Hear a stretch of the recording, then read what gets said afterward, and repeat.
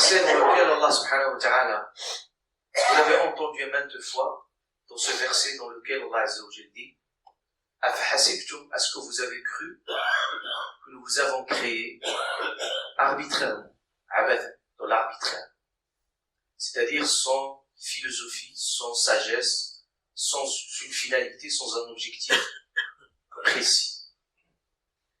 À partir de ce verset, qui semble au premier abord un verset simple, mais dans sa profondeur, il nous dit une chose essentielle. C'est que l'univers dans lequel nous vivons, et toute chose qu'Allah subhanahu wa ta'ala l'a créé, l'a mis dans ce monde, toute chose émane d'une philosophie derrière, d'une sagesse derrière.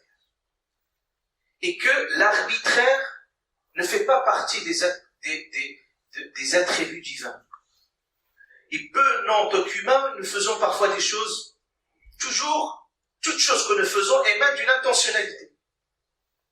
On ne peut pas faire des choses comme ça, si on vient à Jumu'ah, c'est parce que j'ai un but. Si je vais aller à travailler, c'est parce que j'ai un but. C'est-à-dire, même les actes des humains, c'est pas des actes dans l'arbitraire. Nous faisons toujours les choses suivant un objectif derrière. Comment dirais-je, de ce qu'Allah Ta'ala décide, de ce qu'Allah décrète, de ce qu'Allah Subhanahu wa Ta'ala détermine dans l'univers. Suivons toujours une sagesse. C'est pour ça, parmi les noms divins, le sage. Et la sagesse, c'est consiste à mettre les choses dans la vraie place.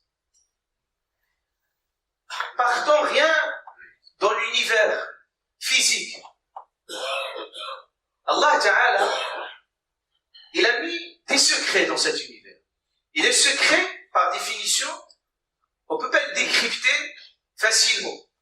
C'est-à-dire, il faut chercher les codes et déchiffrer ces codes pour pouvoir comprendre.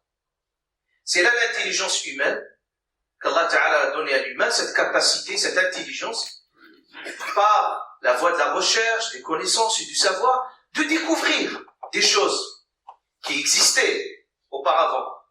Mais, à force que l'humain forge de son intelligence, il commence à comprendre des choses. Et rien, l'évolution des connaissances et du savoir au niveau de la compréhension de la nature de l'univers, de la compréhension de certaines subtilités dans l'univers, font impression de l'humain. Ils nous impressionnent en tant qu'humains.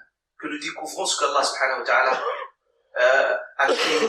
Et qu'on regarde cet univers que nous avons découvert que c'est-à-dire une partie infime de ce que c'est l'univers. Et quand on rentre dans l'univers sous-marin, quand on rentre dans l'univers céleste, dans la planète, etc., nous voyons tout cela et nous découvrons au fur et à mesure des réalités incroyables. Et Allah subhanahu wa ta'ala, même il a interpellé l'intelligence humaine, il leur dit, Sanourim, je vais vous montrer mes signes. Fil afaq, c'est-à-dire dans l'univers, ou fi anfusikum, rien au niveau de vous-même, rien que nous-mêmes, nous sommes un univers, une machine incroyable. Comment il fonctionne, comment une machine sur tous les niveaux, sur le plan physique, sur le plan psychologique, sur tous les niveaux.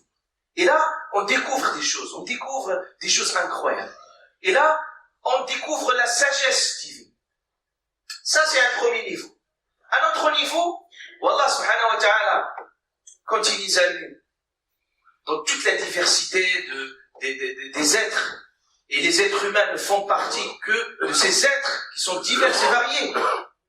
L'être humain, rien, Allah Ta'ala, il nous a mis dans cette planète, nous a mis dans cette terre.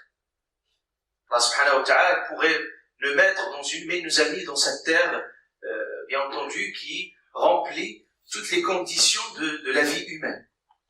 Il nous a mis. Et toute sa création, il a décrété. Toute chose que vous voyez, qui se passe, qui se passera, n'échappe jamais à sa volonté et à son regard. Allah subhanahu wa ta'ala, il est là. Il est présent.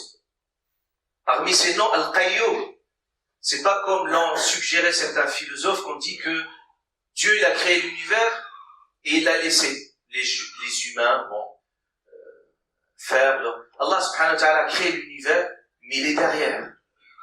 Il est derrière.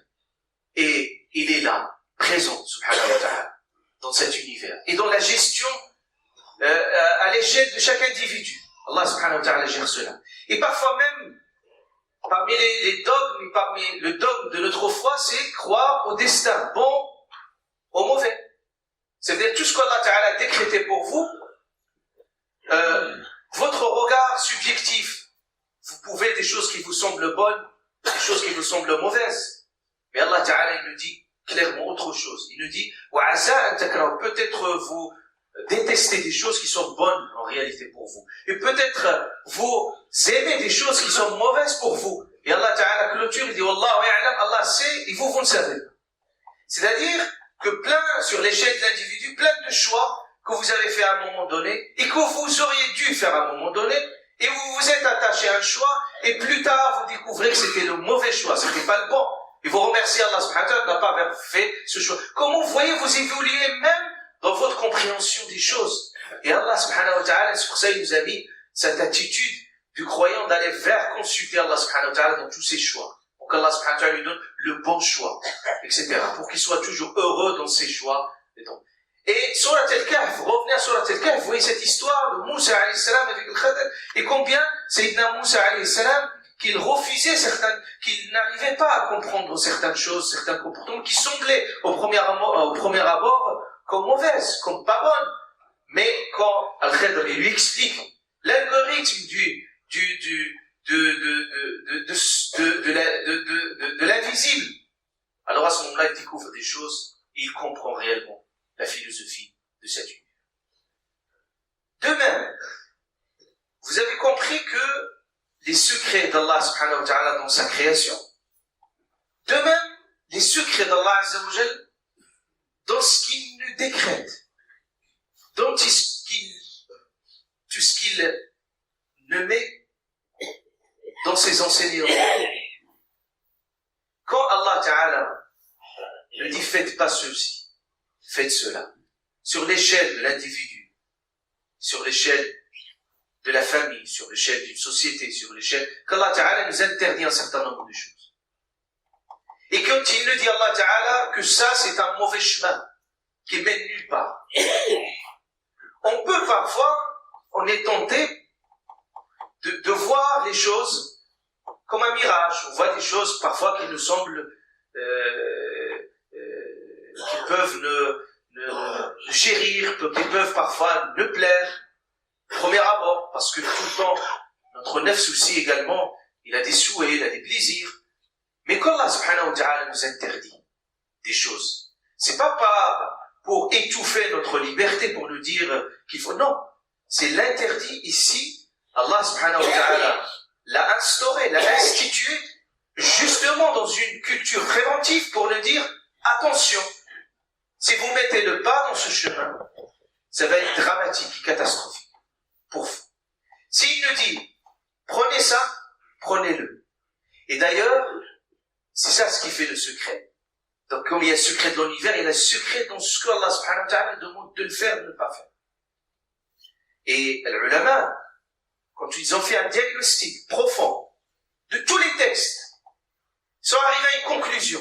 C'est que jamais dans le Coran, Allah Ta'ala nous demande de faire une chose, et parfois il nous demande de s'éloigner de quelque chose sans qu'Allah Ta'ala il nous montre la raison, la sagesse. فهذا كله دليل على مقاصد, les finalités des textes, ils sont là, ils sont bien présents dans l'esprit, comment ils devaient être présents. نسأل الله سبحانه وتعالى أن يوفقنا وأن يعلمنا ما ينفعنا وأن ينفعنا بما علمنا وأن يغفر ذنوبنا وأن يستر أمورنا وأن يستر عيوبنا آمين آمين. صلى الله وسلم وبارك على سيدنا